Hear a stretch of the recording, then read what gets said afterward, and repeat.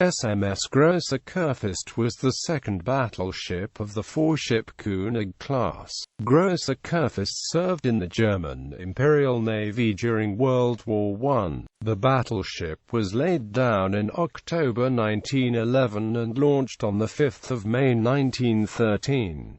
She was formally commissioned into the Imperial Navy on 30 July 1914, days before the outbreak of war between Germany and the United Kingdom. Her name means Great Elector, and refers to Frederick William I, the Prince-Elector of Brandenburg. Grosser Kurfürst was armed with 10-30.5-CENTIMETER guns in 5 twin turrets and could steam at a top speed of 21 knots. Along with her 3 sister ships, König, Markgraf, and Kronprinz, Grosser Kurfürst took part in most of the fleet actions during the war, including the Battle of Jutland on 31 May and 1 June 1916. The ship was subjected to heavy fire at Jutland, but was not seriously damaged. She shelled Russian positions during Operation Albion in September and October 1917.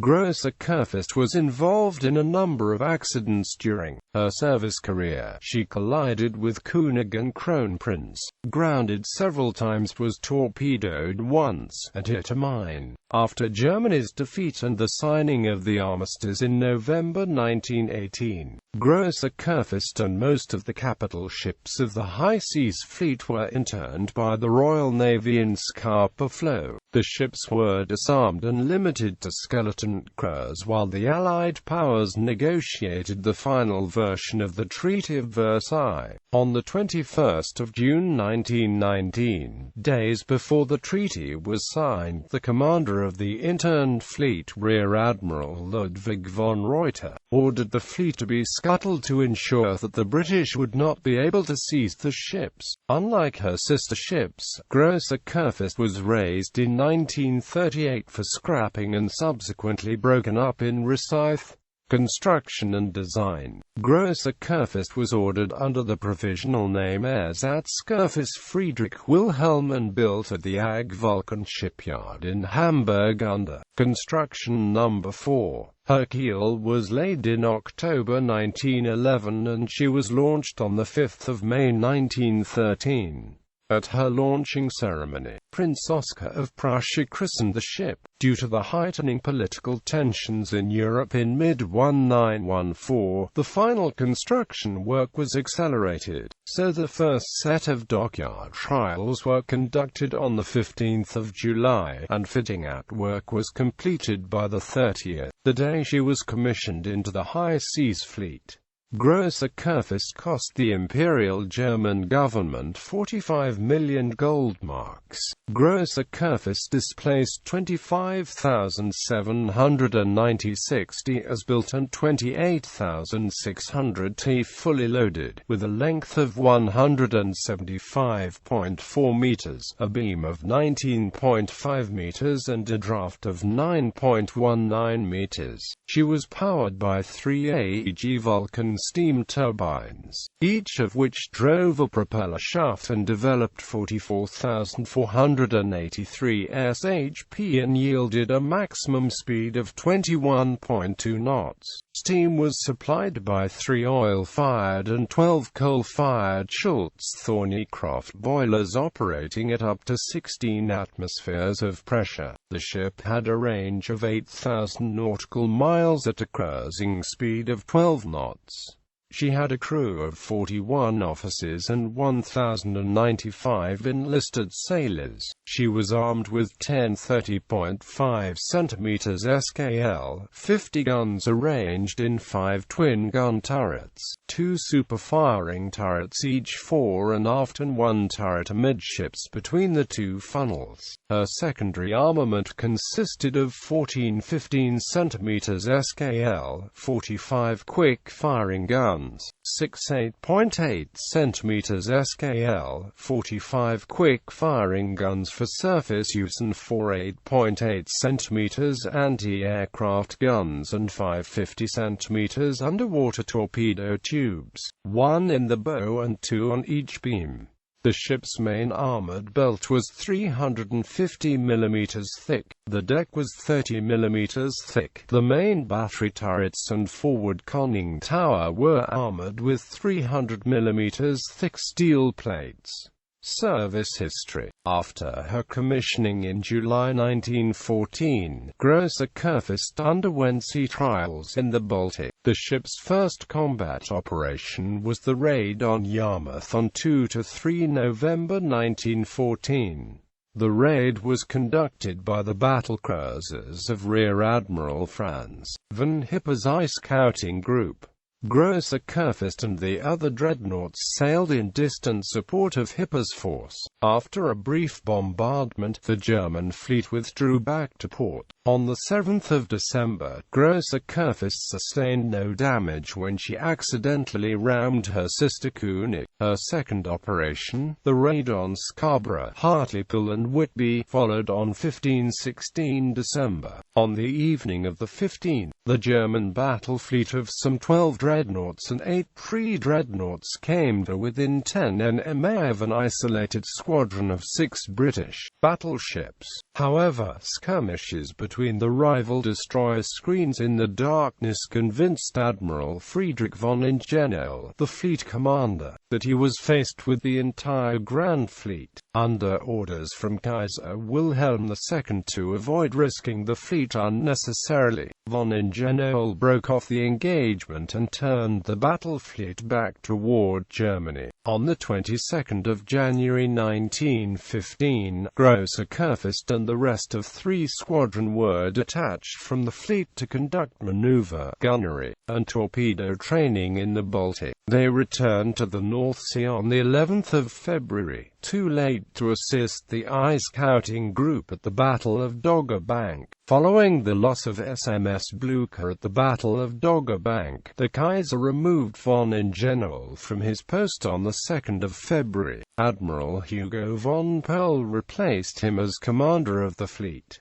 Grosser Kurfürst then took part in several sorties into the North Sea. On the 29th of March, she sailed with the fleet out to Terschelling without any contact with the enemy. Another fleet advance occurred on the 22nd of April, again without result. On the 23rd of April, 3 squadron returned to the Baltic for another round of exercises lasting until the 10th of May. Grosser Kurfürst participated in a fleet advance into the North Sea from 29 until the 31st of May, which ended without combat. The ship covered a minlaying operation on 11–12 September off Texel.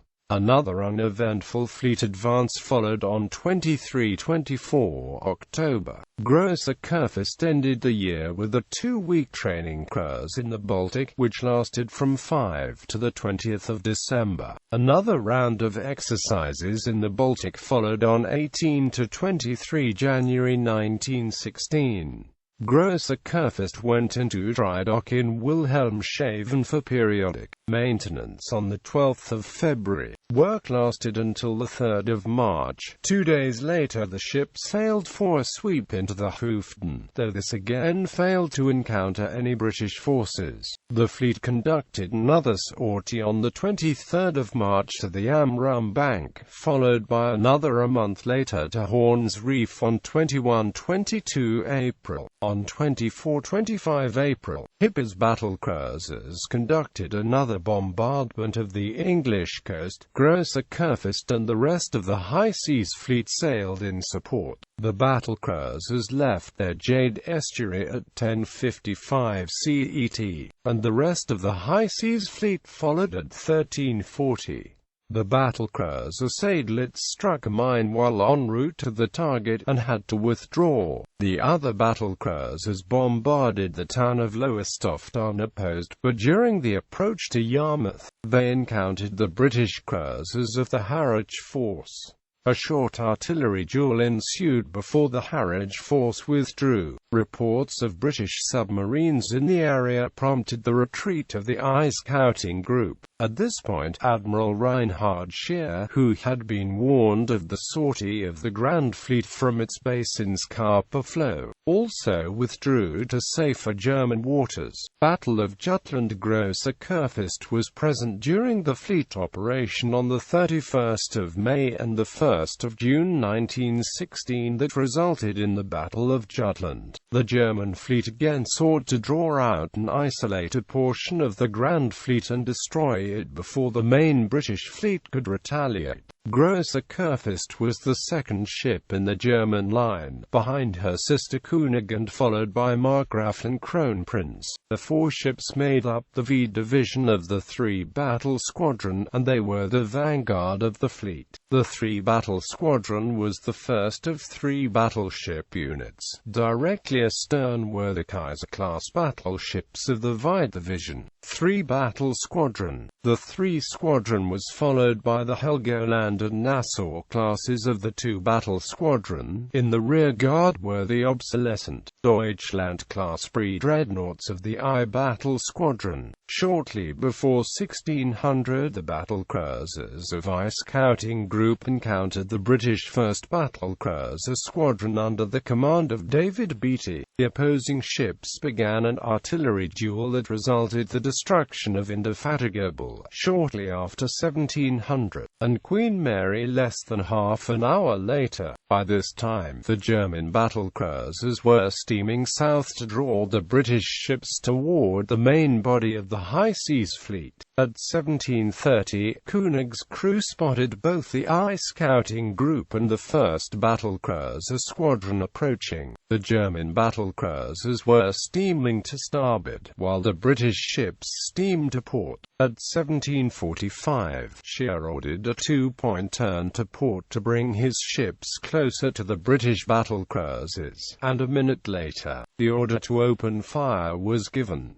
Grosser Kurfürst engaged the battle cruiser HMS Princess Royal at a range of 21,000 yards. Simultaneously, her secondary guns fired on British destroyers attempting to make torpedo attacks against the German fleet. The faster British ships began to pull away from the pursuers, and at 1800 Grosser Kurfürst was forced to shift fire from Princess Royal to the battleship Valiant, though by 1816 Valiant too had moved out of range. Grosser Kurfürst's shells straddled Valiant 4 times and her gunners incorrectly claimed a hit on the British ship. The ship did not escape unscathed herself though. At 1809 she was hit by a 15-inch shell from either the battleships Malaya or Warspite. The shell struck the water some 30 to 60 feet from the ship and either ricocheted or exploded, impacting the hull approximately 85 feet from the bow. The hit caused no significant damage. During this period, she claimed 3 hits from her 15 cm battery on a destroyer, which was most likely Morsum. At 1822, the ship briefly fired her secondary guns at the destroyer HMS Moresby at extreme range without scoring a hit. At the same time, Grosser Kurfürst came back into range of the battleship Valiant, and engaged her with her 2 forward turrets. The ship fired for 8 minutes though her shots all fell short of the target. Shortly after 1900, the German cruiser Wiesbaden had become disabled by a shell from the British battlecruiser Invincible. Rear Admiral Paul Benker in König attempted to maneuver his 4 ships to cover the stricken cruiser. Simultaneously, the British 3rd and 4th Light Cruiser Squadrons began a torpedo attack on the German line. While advancing to torpedo range, they smothered Wiesbaden with fire from the main guns.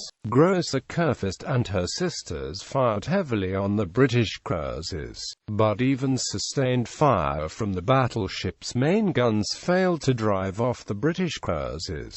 Grosser Kurfürst fired a pair of salvos at extremely close range from her main guns at the armored cruiser Defense, which, under heavy fire from several German capital ships, exploded and sank at 1919.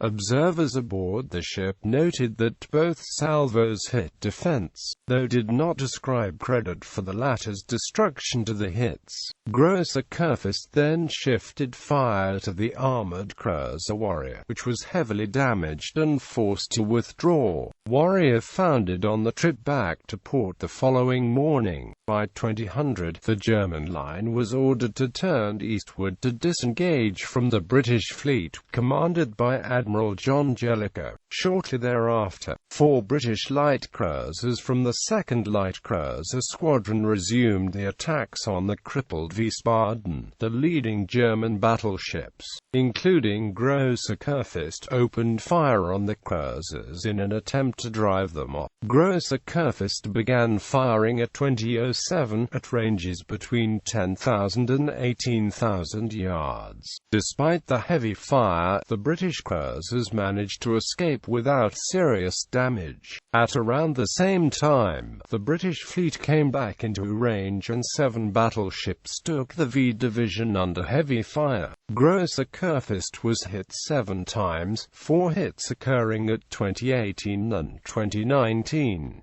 3 of the hits were from the 13.5-inch guns of Marlborough, though her gunners incorrectly claimed a 4th hit.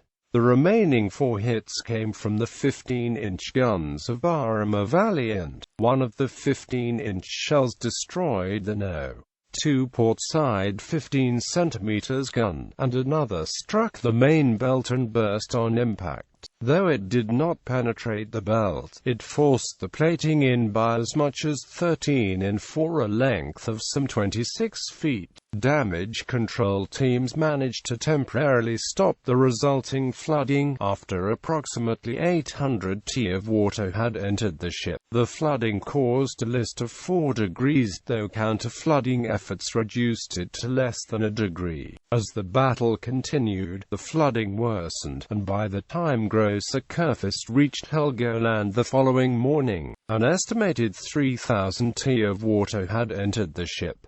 More hits were sustained, but these shells burst on impact and caused relatively minor damage. The heavy fire of the British fleet forced Scheer to order the fleet to turn away. This turn reversed the order of the fleet and placed Grosser Kurfürst toward the end of the line. After successfully withdrawing from the British, Scheer ordered the fleet to assume night cruising formation. Though communication errors between Scheer aboard Friedrich der Grosse and Westphalen, the lead ship, caused delays, the fleet fell into formation by 23:30, with Grosser Kurfürst the 15th vessel in the line of 24 capital ships. Around 2:45, several British destroyers mounted a torpedo attack against the rear half of the German line. Grosser Kurfürst spotted 6 unidentified destroyers. In the darkness, she engaged them with her 15 cm and 8.8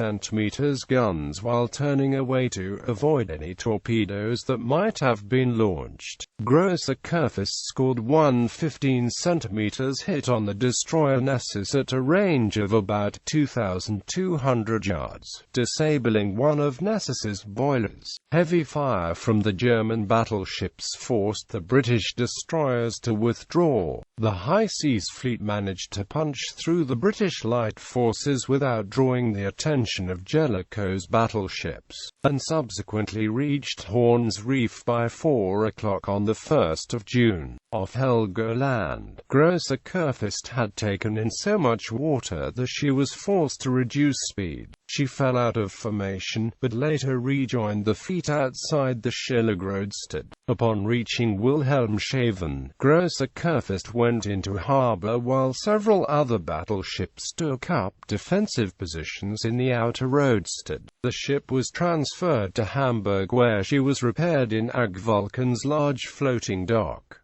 Repair work was completed by the 16th of July. In the course of the battle, Grosser Kurfürst fired a total of 135 shells from her main battery and 216 rounds from her 15 cm guns. She was hit by 8 large-caliber shells, which killed 15 men and wounded 10. Subsequent operations following completion of the repair work, Grosser Kurfürst conducted training maneuvers in the Baltic until the 4th of August. Admiral Scheer attempted a repeat of the original Jutland plan on 18-19 August. The battlecruiser squadron, however, had been reduced to only 2 operational ships, von der Tand and Moltke, so Grosser Kurfürst Markgraf, and the newly commissioned Bayern were temporarily transferred to the squadron. The British were aware of the German plans, and sortied the Grand Fleet to meet them. By 1435, Scheer had been warned of the Grand Fleet's approach and, unwilling to engage the whole of the Grand Fleet just 11 weeks after the decidedly close call at Jutland, turned his forces around and retreated to German ports.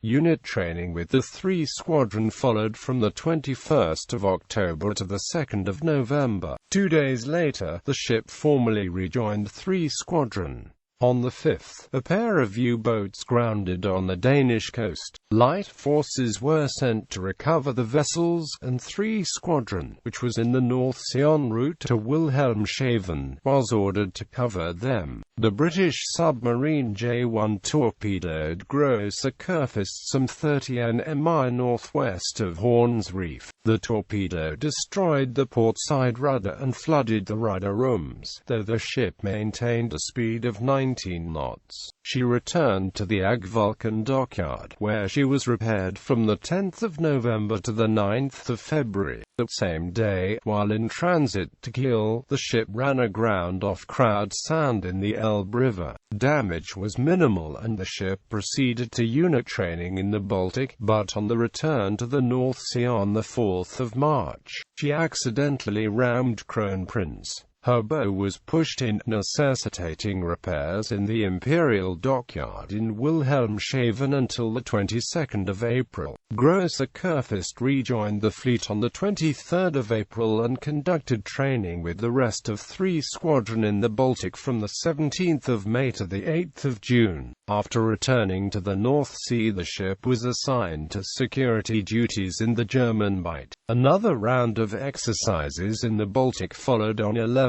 to 23 September. She then sailed to Putzig to prepare for Operation Albion, the planned conquest of the islands off Riga. On the 12th of October, Grosser Kurfürst took up a position in Tagger Bay off Cape Ninist, but she struck a mine while maneuvering into firing position, which allowed around 280 t of water into the ship. Despite the mine damage, the ship continued with the bombardment of Russian coastal guns on the Cape. She was detached from the invasion force later that day. She sailed to Wilhelmshaven via Kiel, where repairs were completed by the 1st of December. Upon her return to service, Grosser Kurfürst resumed picket duties in the Bight. She was present during the abortive anti-convoy operation on 23 to 25 April 1918.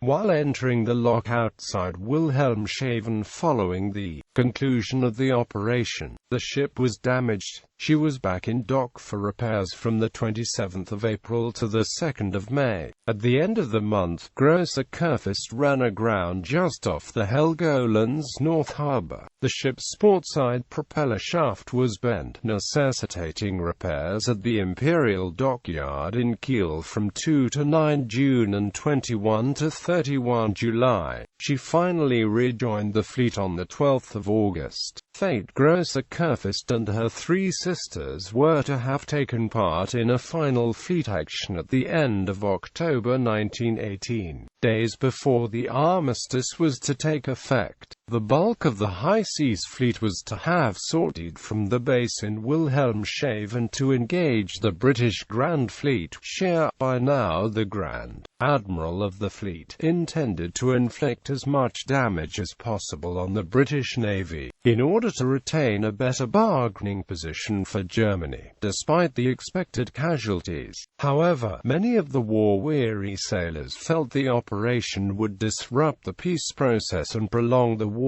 On the morning of the 29th of October 1918, the order was given to sail from Wilhelmshaven the following day. Starting on the night of the 29th of October, sailors on Thüringen and then on several other battleships mutinied. On the 31st, Scheer ordered the fleet dispersed. Grosser Kurfürst and the rest of 3 squadron was sent to Kiel. On the 4th of November, the ship's crew joined the general mutiny and hoisted the red flag of the Socialists. The unrest ultimately forced Tipper and Scheer to cancel the operation.